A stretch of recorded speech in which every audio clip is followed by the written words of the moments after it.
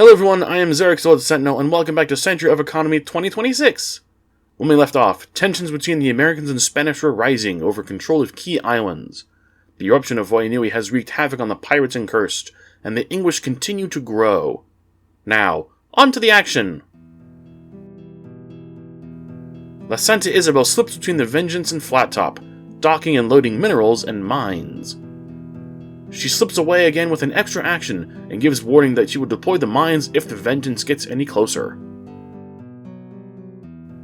El Dorado activates a homing beacon and docks at the Spanish home island, unloading her cargo. The Morning Star docks at Pride Rock, loading spices in the cargo crate left there by the Dorado. At the end of their turn, the Spanish launched their home island and trading port on Pride Rock. Fuerza de Dios with Almirante Alejandro Garcia Fernandez, cannoneer and oarsman. El Algeciras from Ocean's Edge, with captain towing the Armada. La Cazadora with captain and helmsman. And Buscador with cargo master and helmsman. Terrain continues to be a problem for the pirates, as an iceberg dismasts the Dragon.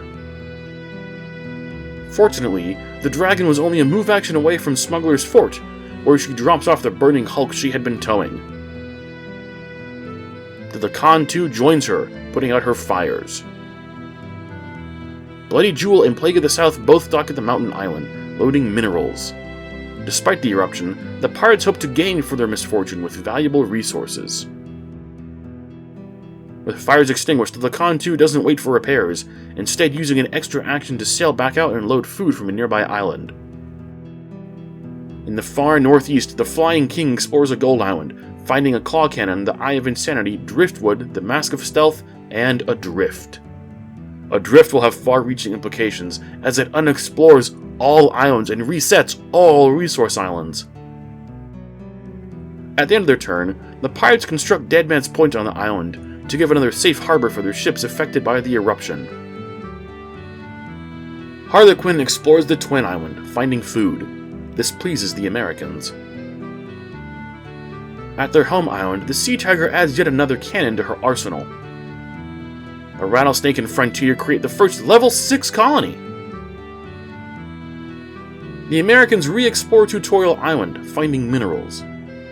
The Americans then reveal Runes of Loki to force the die roll to a 1, getting the lumber island they have wanted, close to their home island.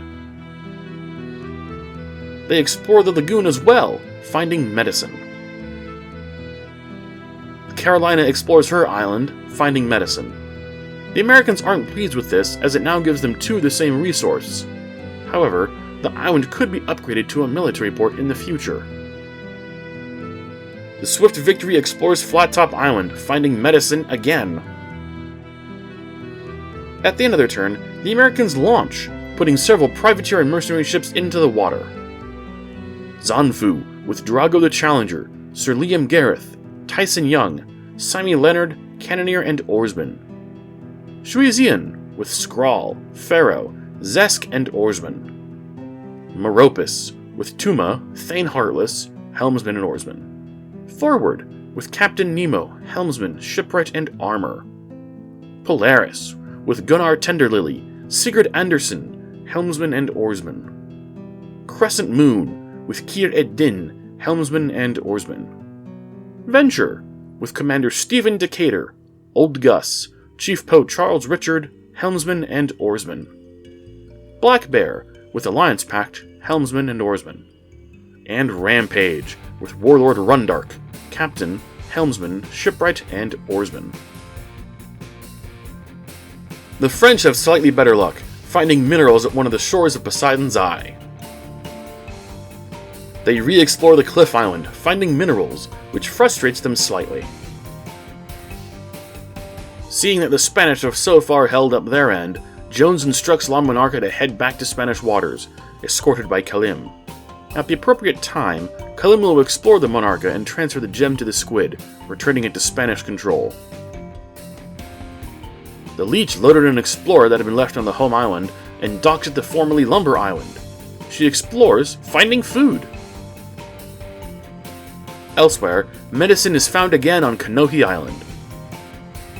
At the Archway Island, the Urchin discovers spices. again. At the end of their turn, the Cursed launch. Knights Errant with Screaming Mimi, Captain, Helmsman, and Oarsman. Deathwind with Tabitha McWarren, Helmsman and Oarsman. And Suro. The English re-explore Hidden Cove, once again finding food. They immediately bring several ships in to load the now valuable resource. Elsewhere, the Maui's fishhook uses her hoist arm to load every unique treasure from the Hermes sandals. A wide shot of English waters. Their hired ships are slowly moving out, fighting against the current. Their resource fleet is almost fully diverted to Hidden Cove and the food it now produces. The Honu Iki explores and finds food where there had once been minerals. This disheartens the English as they already have food near their home island. In a shocking move, Lord Micron directs the Pacificum away from Fort Brompton.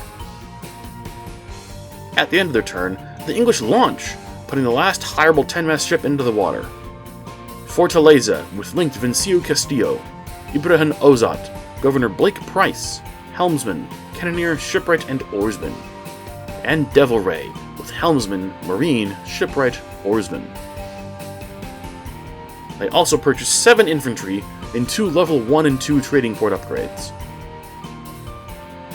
El Dorado explores with her hoist arm, finding minerals at the Hill Island. Pride Rock is re-explored and now produces lumber. At the end of their turn, the Spanish launch. Asesino de la Nave, with Captain, Helmsman, Cannoneer, Disc Launcher, Oarsman. El Raton, and Santa Teresa, with Helmsman and Explorer. They also construct the Porto P lighthouse on their singular gold island. Disaster continues to strike for the pirates. The Banshee's cry is hit by a storm. Miraculously, the cry only loses her singular mast. But, disastrously, she does not have an oarsman and so cannot move out of the fearsome gale. The Star of Siam re-explores Sharktooth Island, once again finding medicine.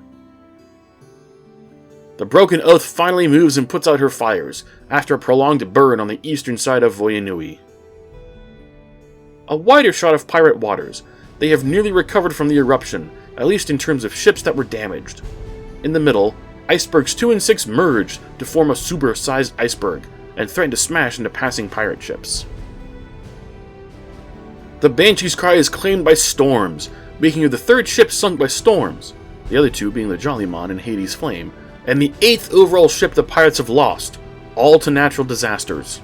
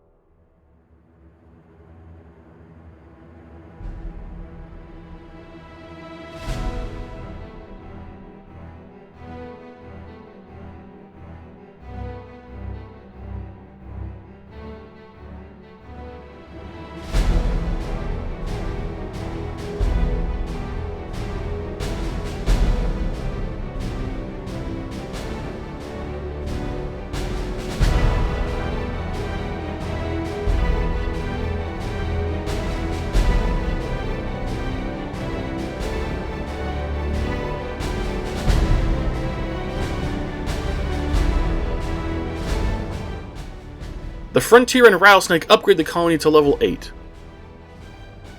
Using an extra action, the Frontier enters the Shallow Sea and upgrades the trading port on the Twin Island to level 2.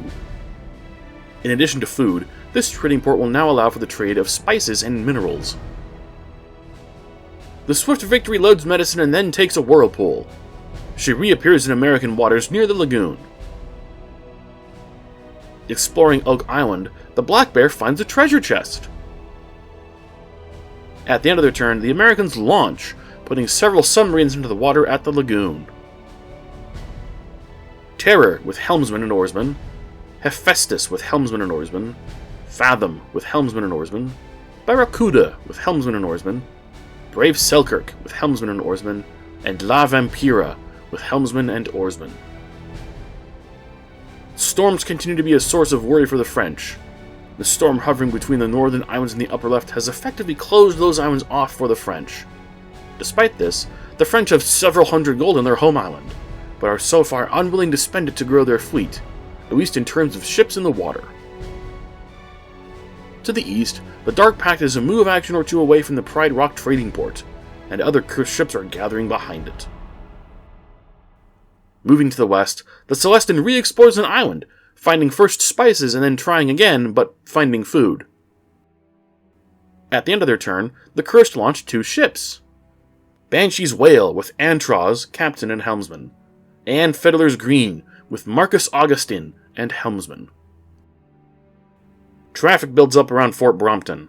The 10-mast ships take up a significant amount of room, which conflicts with the resource fleet. To ease the traffic around their home island, some ships are sent to the farther food island, freeing up more space in home waters. Leaving the food island, the Honu Iki makes for the Pathway Island. At the bottom right, the Aberdeen Baron has loaded all 7 of the hired infantry. At the end of their turn, the English launch a single ship at their home island, HMS Dauntless with James Southwind. And that wraps up this report. The Americans are cruising and look to be early favorites for victory, with a possible conflict with the Spanish seemingly on the horizon. The English are right behind them, however, with a steadily growing fleet. If you want to see what happens next, make sure you're subscribed. If you liked what you saw, hit that like button. Thanks for watching, and I'll see you all next time.